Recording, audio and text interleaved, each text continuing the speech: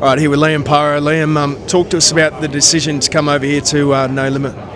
Well, to be honest, it's pretty easy for me. You know, I've been wanting to bring the big fights to Australia for a long time now, and looking at how fast Tszyu-Joey skyrocketed on the Australian scene, it's just it's a no-brainer. You know, if that vision is what I wanted, and No Limit's doing that, they're doing that. So it was a pretty easy decision for me. You know, I was very grateful for the opportunities I had, but moving forward, I believe this is going to be the way to become a household name in Australia.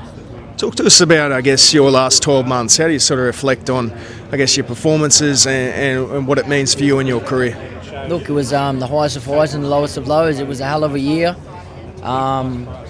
There was the wins and the losses and a lot of lessons learned in between. And that's what boxing's about. You know, if anyone knows me, knows I always go by the phrase "fighters fight," and that's what I did. I took out the so-called boogeyman at the time, the most avoided guy in boxing there, and you know, defended straight away to our mandatory. So look, last year was a massive learning curve for me. But it also made me hungry too. You know, I know what it takes to get there to win the belt, and just makes me want to be two-time world champion.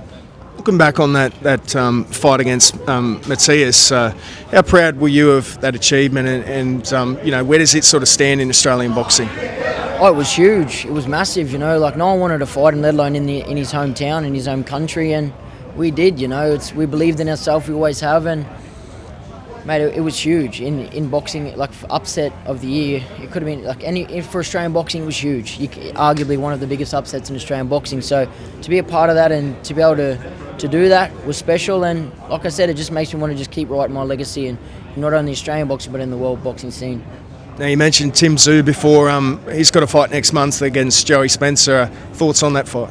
Yeah, it's a hell of a fight, and just shows that Tszyu's got the heart of a warrior. You know, straight back in there to the hard fights, well-rated fights. It's inspiring, you know, and that's exactly what we're going to do too when we come back. You know, world-level opponents. It's right back to the drawing board, right back to being in the driver's seat. You know, that's the goal, getting them belts back in.